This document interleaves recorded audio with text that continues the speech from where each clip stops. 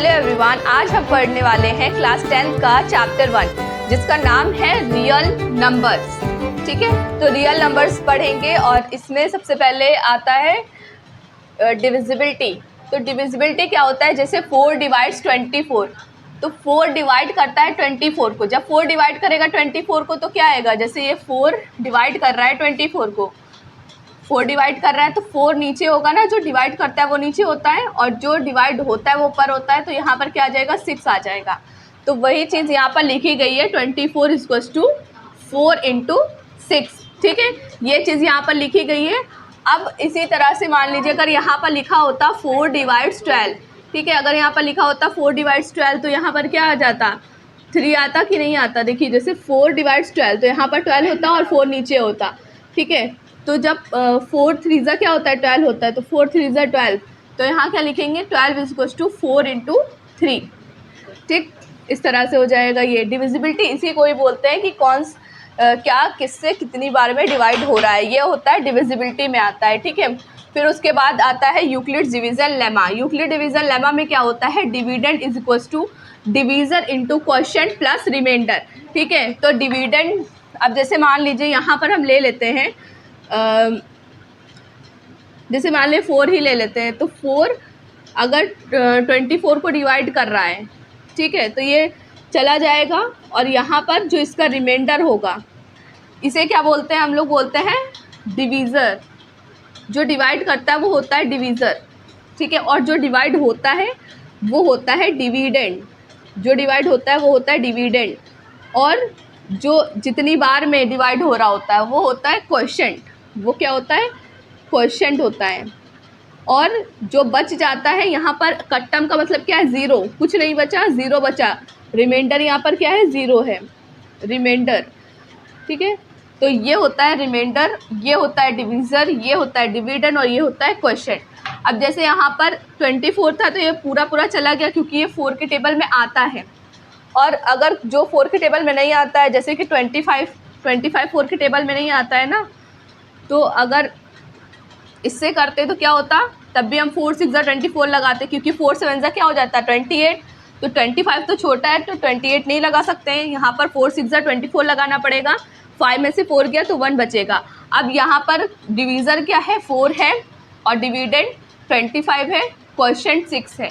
लेकिन रिमाइंडर यहाँ पर बदल गया, रिमाइंडर यहाँ पर क्या हो गया, 1 रिमाइंडर यहाँ पर बचा। ठीक है, यहाँ पर रिमाइंडर बच गया है, रिमाइंडर बच गया, और यहाँ पर रिमाइंडर क्या है, कट का मतलब आप 0 भी समझ सकते हैं।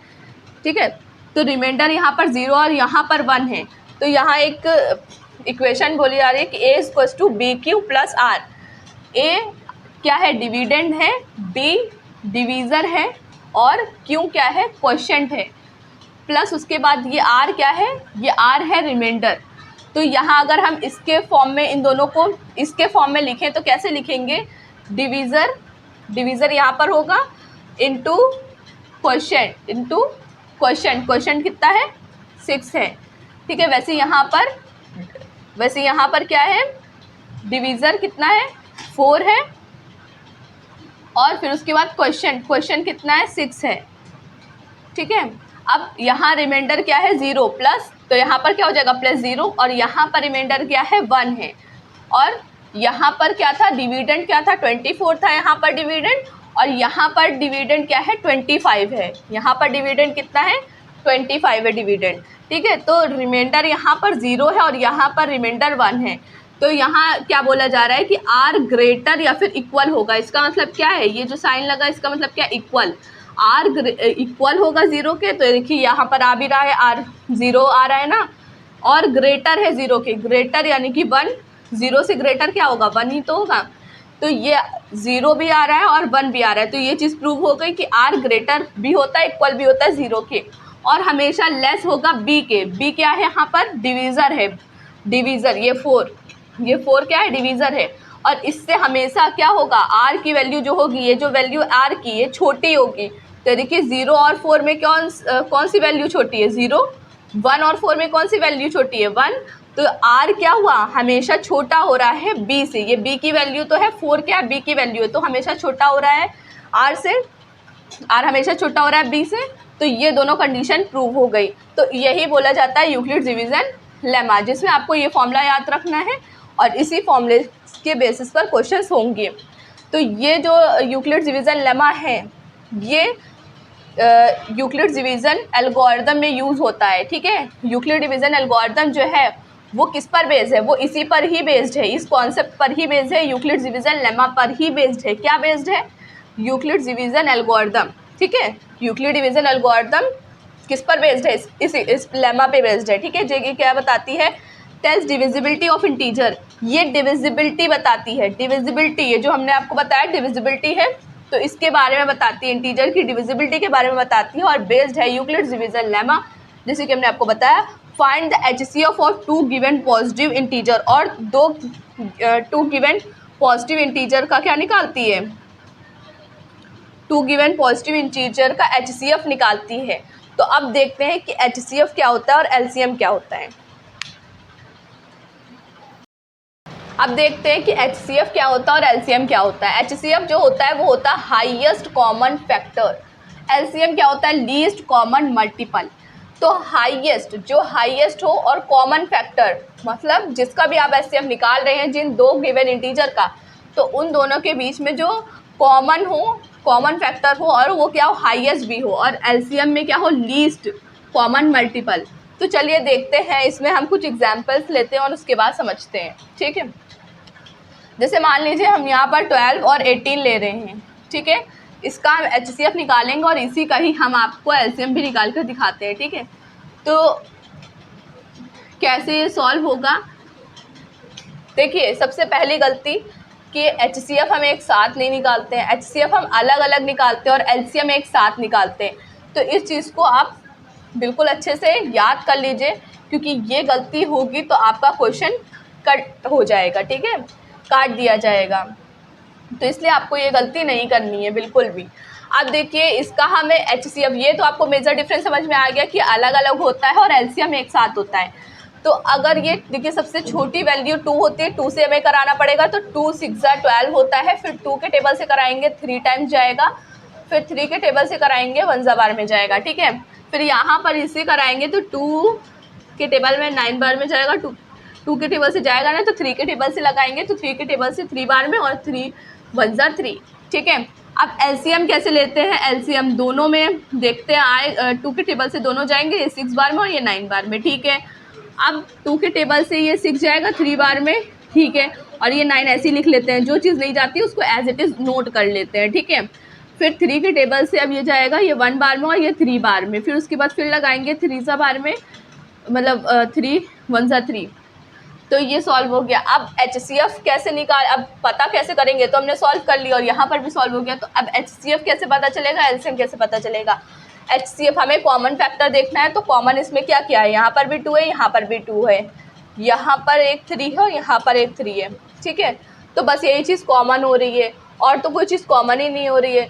तो यही हमारा क्या होगा? HCF। तो HCF इसका क्या होगा? HCF इसका होगा, HCF क्या होगा? दोनों, यहाँ पर 2 है, यहाँ पर 2 है, तो हम दोनों में क्या कॉमन मिला? यहाँ पर 2 और यहाँ पर 2, 2 कॉमन मिला, 2 हमने ले लिया, मल्टीप्लाई करेंगे, 3 दोनों जगह पर मिला, 3 ले लेंगे। इसके अलावा ये 3 है और ये 2 बच गया ना, तो ये 2 यहाँ पर होता एक और 2 तो ले लेते हैं, अगर ये 3 यहाँ पर एक और भी 3 होता तो ले लेते। तो हमें सिर्फ यहाँ पर 2 और ये 2 3 3 ये चीज़ मिल रही है, तो ये कितना हो जाएगा? 6 हो जाएगा। तो यही HCF होगा इसका, ठीक है। अब LCM पता करते हैं कि LCM कैसे होता है। LCM में क्या होता है? मल्टीपल, जैसे कि यहाँ पर लिखा ही है M मल्टीपल, तो common multiple, least common multiple, multiple करना पड़ेगा, ठीक है। तो ये क्या हो जाएगा? 2 2 4, 4 3 12 और 12 3 36, ठीक है। इसमें सभी का मल्टीपल करते हैं, ठीक। इसमें क्या करते हैं? LCM में क्या करते हैं? मल्टीपल करते हैं। तो 2 इंटू 2 इंटू 3 इंटू 3, ये देखिए 2 इंटू 2 इंटू 3 इंटू 3, यही चीज़ थी। तो 2 2 4 हो जाएगा और 3 3 9 हो जाएगा, 9 4 36, और यही इसका आंसर है। तो LCM इस तरह से निकालते हैं, HCF इस तरह से निकालते हैं। आई होप आपको समझ में आया होगा। अब देखते हैं रैशनल नंबर क्या होते हैं और इर्रेशनल नंबर क्या होते हैं। रैशनल नंबर जो होते हैं वो होते हैं फ्रैक्शन के फॉर्म में, इर्रेशनल नंबर जो होते हैं वो फ्रैक्शन के फॉर्म में नहीं होते हैं।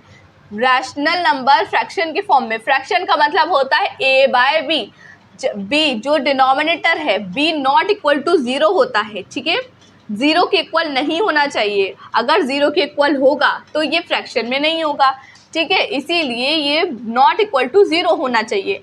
फिर उसके बाद दूसरा पॉइंट है कि टर्मिनेट करता है और रिपीट करता है। कौन? रैशनल नंबर टर्मिनेट भी करता है, रिपीट भी करता है, लेकिन जो इर्रेशनल नंबर है ये नॉन टर्मिनेटिंग नॉन रिपीटिंग होता है, ठीक है।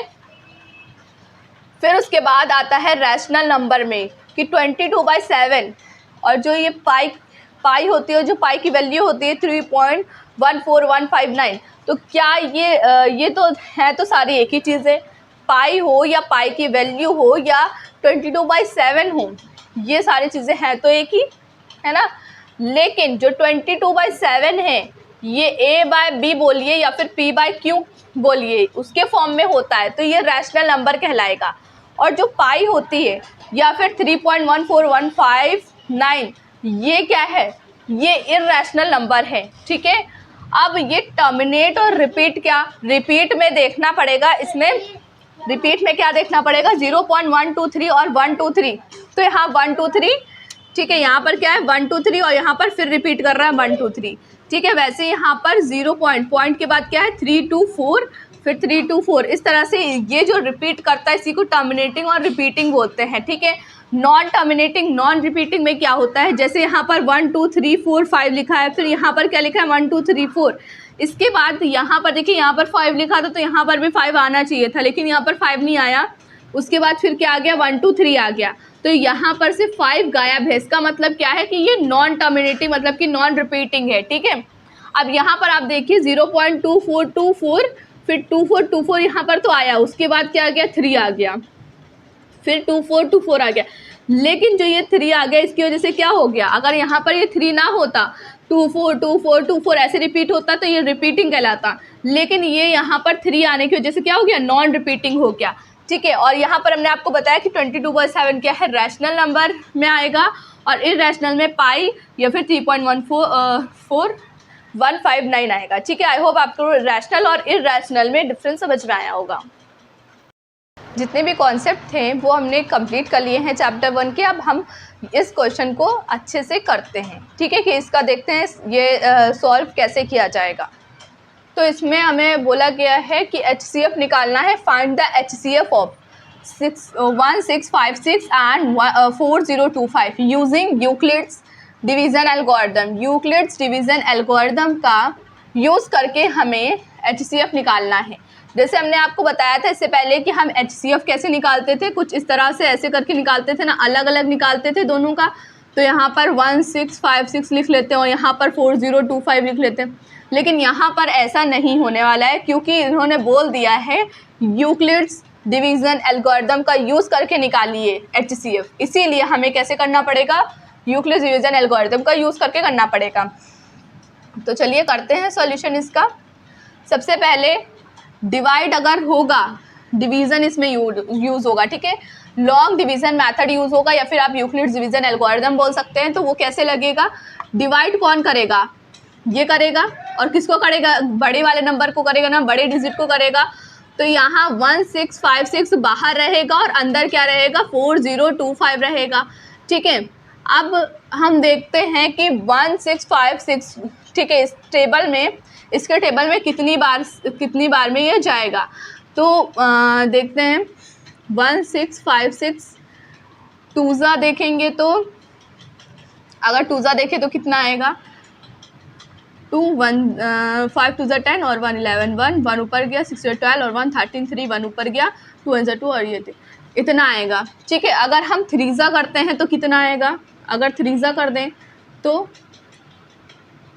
6 18 8 1 5 3 15 और 1 16 6 1 ऊपर गया, 6 18 और 1 99 1 ऊपर गया, 3 1 3 और 1 4, तो इतना आ जाएगा। तो ये नंबर तो बड़ा हो गया ना, क्योंकि ये 4025 है और ये 4968 है, तो ये तो बड़ा हो गया। तो हमें टूज़ा बार में लगाना होगा क्या, 3 3 1 2, ठीक है। यहाँ पर लिखेंगे 3 3 1 2, ठीक है। 5 में से 3 गया, 5 में से 2 गया तो 3 बचेगा, यहाँ पे 2 में से 1 गया तो क्या बचेगा 1 बचेगा, और फिर यहाँ पर 0 में से 3 जाएगा नहीं, तो हमें यहाँ पर क्या लेना पड़ेगा, कैरी लेना पड़ेगा। तो 10 में से 3 गया 7 बचा, ठीक है। अब देखिए ऐसे हम नॉर्मली डिवाइड करते थे, लेकिन यहाँ पर लॉन्ग डिवीज़न मेथड लगेगा। तो क्या करेंगे, अब ये जो हमारा रिमाइंडर आया है, अब ये हमारे लिए क्या बन जाएगा, डिवीज़र का काम करेगा, डिवीज़र का काम करेगा। और जो डिवीज़र था वो यहाँ आएगा, डिविडेंड बनेगा। तो यहाँ क्या था 1656, तो हमें वो ले लेना है। अब क्या करेंगे, अब देखेंगे कि 713 के टेबल में ये कितनी बार में जाएगा। ठीक है, तो देखते हैं 713 के टेबल में ये कितनी बार में जाएगा। ठीक है, तो 713 थोड़ा बड़ा ले लेते हैं, 3 टाइम्स देख लेते हैं ना। 3 3 9, 3 1 3 और 3 7 21। तो ये कुछ ज़्यादा ही बड़ा हो गया, 2 ही चेक कर लेते हैं ना। 2 3 6, 2 1 2 और 2 7 14, तो इतना आ गया। 1426 आ गया, तो 2 टाइम्स में हम लगा देते हैं 1426। ठीक है, ठीक। अब 6 में से 6 जाएगा, 0 बचेगा, 5 में से 2 जाएगा, 3 बचेगा, 6 में से 4 जाएगा, 2 बचेगा। ठीक है, अब फिर हमारा ये जो डिविडेंड यहाँ पर जो डिवीज़र था वो डिविडेंड बनेगा यहाँ पर आकर के। ठीक है, अब 230 2 देखते हैं तो कितना हो जाएगा, 3 2 6 और 2 2 4, इतना आएगा।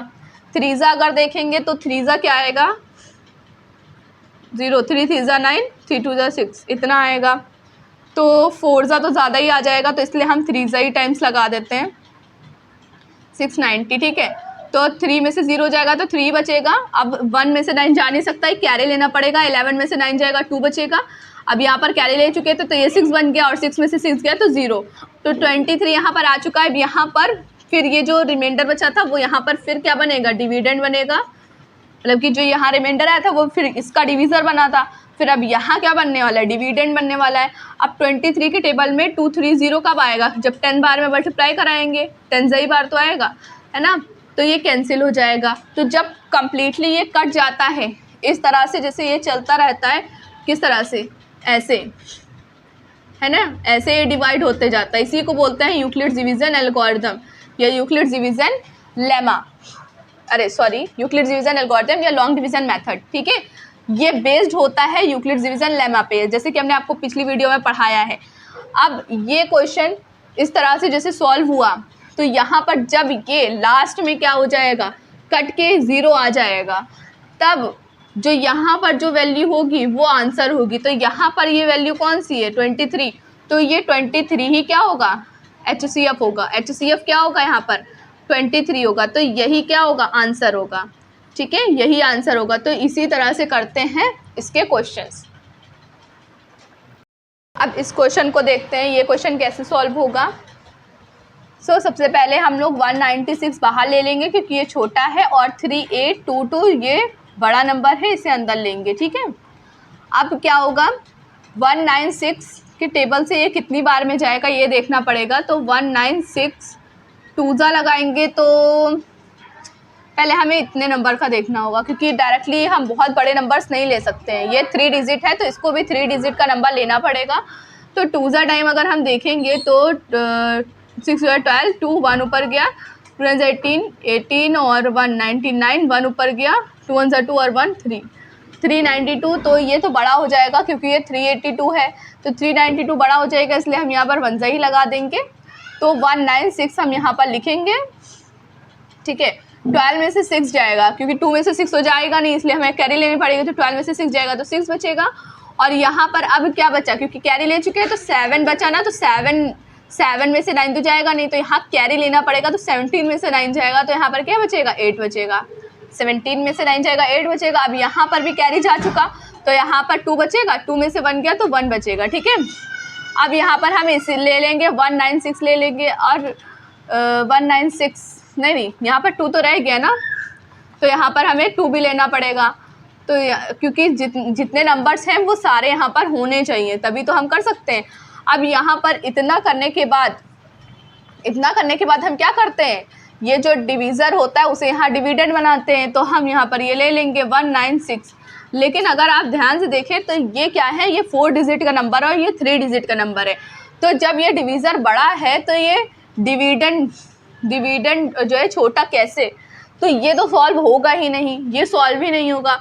तो ये आपको इस तरह का क्वेश्चन थोड़ा सा आपको ऐसे क्वेश्चन बहुत कम ही देखने को मिलेंगे कि इसमें क्या हो रहा है कि ये सॉल्व नहीं होगा। तो इसीलिए हमें क्या करना पड़ेगा, एक बार फिर क्या करना पड़ेगा, एक बार फिर इसे यहाँ पर डिवाइड करना पड़ेगा। तो यहाँ पर कोई ना कोई नंबर आएगा जिससे ये डिवाइड होगा, फिर हम आगे प्रोसेस कर सकते हैं, ठीक है। तो अभी यहाँ पर क्या होगा, 2 सा तो इतना होता है तो ये तो जाएगा नहीं क्योंकि 4 डिजिट है, यहाँ पर तो 3 डिजिट का आ रहा है। तो हम थोड़ा बड़ा नंबर लेकर के देखते हैं, 7 या 8 बार में देखते हैं। 196 8 जा देखते हैं क्या होगा। 8 6 48, 8 और यहाँ पर 4, 8 9 जा 72, 72 और 4 क्या हो जाएगा 76, 6 और यहाँ आ जाएगा 7, 8 1 जा 8 और 7 कितना हो जाएगा 15 हो जाएगा। तो ये तो चला जाएगा, लेकिन हम देख लेते क्या बता और कोई नंबर हो जो उससे भी बड़ा हो। तो यहाँ पर 196 9 जा देख लेंगे, 9 6 जा 54, 4 5 9 9 जा 81, 81 और 5 86, 6 और 8 यहाँ पर गया, 9 1 जा 9 और 9 में 8 प्लस करेंगे 17, तो 1764 आएगा। तो ये 9 बार में हम इसको लगा देते हैं, ठीक है, 1764, ठीक, क्योंकि इससे बड़ा फिर 9 के बाद क्या आएगा, 10 ही आएगा 1960, जो कि यहाँ पर लगेगा नहीं, तो इसीलिए हमें यहाँ पर 9 लगाना पड़ेगा। तो अब देखिए 2 में से 4 जाएगा नहीं तो कैरी लेंगे, 12 में से 4 जाएगा तो 8 आएगा। अब यहाँ पर 5 बचेगा क्योंकि कैरी ले चुके थे, 5 में से 6 जाएगा नहीं तो फिर कैरी लेना पड़ेगा, 15 में से 6 जाएगा तो 9 बचेगा। अब यहाँ पर कैरी ले चुके थे तो क्या बचेगा, 8 नहीं बचेगा, अब 7 बचेगा, 7 में से 7 गया 0, 1 में से 1 गया 0, तो 98 बचा। अब यहाँ पर अब हम आगे प्रोसेस कर सकते हैं, ठीक है, क्योंकि अब छोटा नंबर आया है, डिवीज़र क्या है, छोटा है। अब डिविडेंड हम यहाँ पर लिख सकते हैं 196, ठीक है, क्या लिखेंगे 196 लिखेंगे। अब 98 2 जा, जैसे हम लोग को पता ही है 98 2 जा ही होता है, 2 8 जा 16, ठीक है, 1 ऊपर गया, 9 2 जा 18, 18 और 1 19, 196, ठीक है। तो 98 2 जा क्या होता है 196 होता है, तो ये पूरे तरीके से चला जाएगा। अब हमने जैसे कि बताया था कि आंसर क्या होता है, ये होता है जो डिवीज़र होता है यहाँ पर लास्ट का, वही उसका आंसर होता है। तो HCF इसका क्या आएगा, HCF आएगा 98, जो कि ये आंसर है, ठीक है। आई होप कि आपको इस तरह के क्वेश्चन समझ में आ रहे हैं। ये रेयर केस मिलेगा आपको कि आपको 2 बार इसको यहीं पर ही सॉल्व करना पड़े, क्योंकि यहाँ पर डिवाइड नहीं हो रहा था, ये बड़ा नंबर था, 4 डिजिट का नंबर आ रहा था और ये 3 डिजिट का, इस वजह से हमें थोड़ा इसे एक बार और करना पड़ा, वरना फिर हम नहीं करते, यहीं पर से आगे का प्रोसेस करते हैं, ठीक है। अब हम करते हैं ये थर्ड एग्जाम्पल, जैसे कि हम फर्स्ट सेकंड एग्जाम्पल कर चुके हैं और वो एग्जाम्पल्स थे बालाजी बुक के, ठीक है। तो अब ये मैथमेटिक्स का चैप्टर 1 पढ़ रहे हैं जो हम, उसमें ये एग्जाम्पल थर्ड है बालाजी बुक का, ओके। सो ये क्वेश्चन इसमें भी बोला गया है यूक्लिड्स डिवीज़न एल्गोरिदम निकालना है और HCF निकालना है इसमें, ठीक है। यूक्लिड्स डिवीज़न एल्गोरिदम का यूज़ करते हुए HCF निकालना है। तो 4052 ये हमने ले लिया है और 12576 ये हमने ले लिया है, ठीक। अब यहाँ पर देखिए कि ये 4 डिजिट का है और यहाँ पर 1 2 3 4 5 डिजिट है, तो हम फर्स्ट 4 डिजिट लेंगे। और ये देखिए ये स्टार्ट हो रही है 4 से और ये स्टार्ट हो रहा है 1 से, यानी कि ये 1 जा बार तो लग ही नहीं सकता क्योंकि ये डिजिट छोटी है, तो यानी कि हमें ये सारे ये 5 डिजिट लेनी पड़ेंगी। तो अब हम देखते हैं कि 2 जा बार में क्या आ रहा है ना। तो 2 जा बार में क्या हो जाएगा, 2 2 जा 4, 2 5 जा 10, 0 1 ऊपर गया, ठीक है, 1 यहाँ पर जाएगा तो 2 × 0 तो 0 ही रहेगा, तो 1 ही तो आएगा यहाँ पर। 2 4 जा क्या हो जाएगा 8 हो जाएगा। तो यहाँ पर ये लग सकता है, लेकिन हम आगे हमें देखना पड़ेगा, हो सकता है कि कोई नंबर हो इसे पूरा ही काट दें, ठीक है। तो 3 जा बार में देखते हैं, तो 3 2 जा 6 हो जाएगा, 3 5 जा 15 हो जाएगा, 5 और 1 ऊपर जाएगा, 3 × 0 तो 0 ही आएगा, तो इसीलिए यहाँ पर ये 1 आ जाएगा। 3 4 जा क्या हो जाएगा 12 हो जाएगा। तो यहाँ पर देखिए यहाँ पर भी 12 है, यहाँ पर भी 12 है, यहाँ पर 5 7 6 है, यहाँ पर 1 5 6 है, तो यानी कि ये लग सकता है। तो यहाँ पर हम ये लगा देंगे 3 जा बार में, ठीक है। तो ये 1 2 1 5 और ये 6 ये लिख लिया हमने। अब देखिए 6 में से 6 गया 0, 7 में से 5 गया 2, 5 में से 1 गया 4 और 2 में से 2 गया 0, 1 में से 1 गया 0। अब यहाँ पर 4 2 0 है ना, अब फिर से हम ये इसे लिख लेंगे, यहाँ पर 4 0 5 2 ये लिख लेंगे और इसे डिवाइड करेंगे। अब 4 2 0 है तो इसको ये कैसे डिवाइड करेगा, कितनी बार में जाएगा, तो देखना पड़ेगा। 4 2 0 2 जा देखेंगे तो 2 जा कितना आएगा 0, 2 2 जा 4 4 2 8, 8 4 0 आएगा, तो ये नहीं जाएगा। तो हम 3 बार में देखते हैं, ठीक है, 3 बार में देखते हैं तो 0, 3 2 6 और 3 4 12, तो भी नहीं जाएगा। तो कुछ बड़ा नंबर ट्राई करते हैं, बड़ा नंबर 6 टाइम्स देखते हैं। 0 6 2 12, 2 1 ऊपर गया, 6 4 24, 24 और 1 5, अभी भी नहीं जा रहा है, तो फिर 9 ही डायरेक्ट ट्राई करना पड़ेगा क्योंकि जा ही नहीं रहा इससे, ठीक है।